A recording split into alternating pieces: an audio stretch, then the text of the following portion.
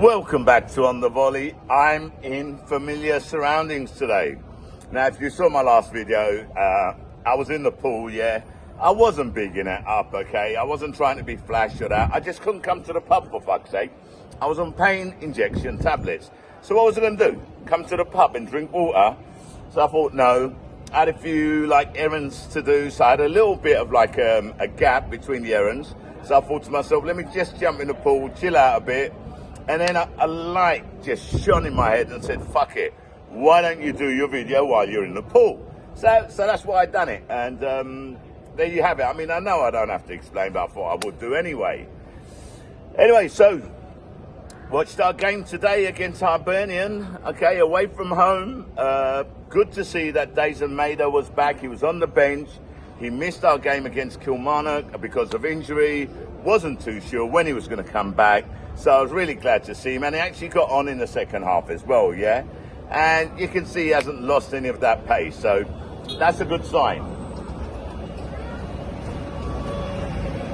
Hold on a second. I am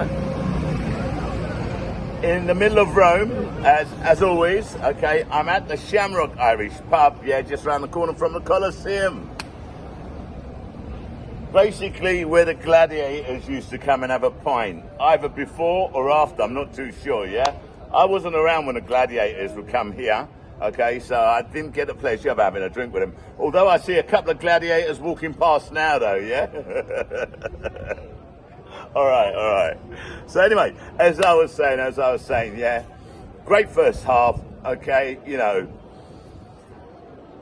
2 goals. It was a great ball over to Kyogo, and I have to say Kyogo was giving them hella problems. They couldn't handle the boy. He's running off the ball. His positioning, his timing, fucking top class. Top class, that's all I've got to say. And I'll tell you what, he got that ball, took a shot, keeper parried it out, okay, enough respect to Forrest, okay, because he carried on his run. Ball came out to him, just looked up, just crossed it for Kun, easy tap in, 1-0. 1-0. What can I say? It was there, it was on the cards, yeah, it was on the cards.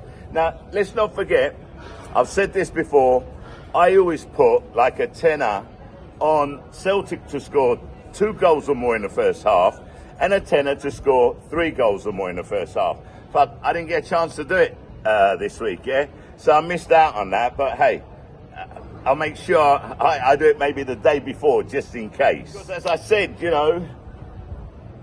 the second goal came, and what a fucking screamer from McGregor. Okay, we're only 2 games into the season, and we already have a contender for goal of the season.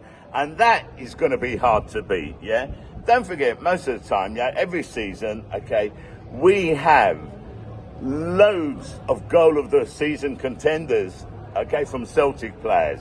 But that one is going to be hard to beat. It was a screamer. The keeper had no chance whatsoever. I mean, let's be honest, we dominated them at, some parts of the first half. It looked as if we were, on a training pitch, yeah? It just passing it around as if it was just a practice game. Now, to be fair to Hibernian, okay, first game of the season last week, they got mauled by St Mirren, man, 3-0. And I tell you what, that must have been a shock to the system. I'm pretty sure they weren't expecting that. To be totally honest, I don't think anyone was expecting St Mirren to beat Hibs 3-0.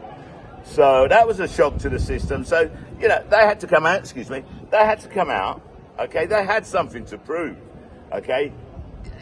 Because if I was a Hibs fan, I'd have been fuming after that St Mirren game. Because, let's be honest, okay, all the Hibs fans, I don't think anyone actually believed that Hibs were going to beat Celtic. I mean, please, not unless they were high on something.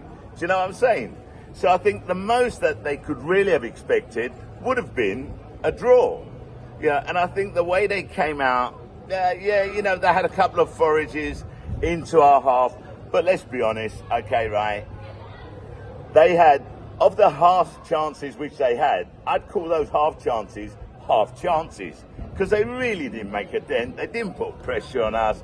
And Kasper Schmeichel, up until now, hasn't had to earn his wages. He's had fuck all to do.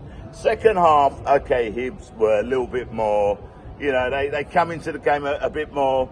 They had a couple of chances, okay. But to be totally honest, my impression of Hibs were, they were shocking in the last third of the pitch, you know. They made some horrendous decisions, okay. And, you know, some of the decisions which they made, even if it was the right one, you know, the execution was very, very poor. And again, yeah, they weren't expecting to beat Celtic. I don't think anyone was. But if I was a Hibs fan, I would not have been happy with the performance. I would have expected more. After that morning, I would have thought that, you know, Hibs would have come out and just gone for it from the start. It looked to me as if they were, you know, they were more concerned about keeping the score down, which they did at the end of the day, yeah, but I think that's more down to us. I mean, Kyogo couldn't score a goal for love or money. And I mean, you know, it's a shame because he was excellent, I thought, today, you know, as was Kun. And look, I can't even single out any player. They were all excellent, yeah. The only player that I say I can't say anything about is Schmeichel, because he had fuck all to do. Had a little bit of a concern, okay, because Kyogo, and you know Kyogo's going to get targeted every game, okay. He had two, like, you know, hard challenges on him. For a second, I thought that he was going to be substituted, that he'd have to go off injured, but luckily, okay, he carried on. But to be totally honest, after the second challenge, I think it lost a bit, okay, of that pace and that. I don't know if he was worried about it. He didn't want to put too much, you know, pressure, okay, because he didn't want to aggravate it. I don't know, yeah. You know, he did get subbed in the end, okay, which I thought was the right thing to do. But let's be honest, that's going to happen. Now, I don't like talking about transfers, you know that, okay, rumours, speculation, it's all bollocks until it gets done.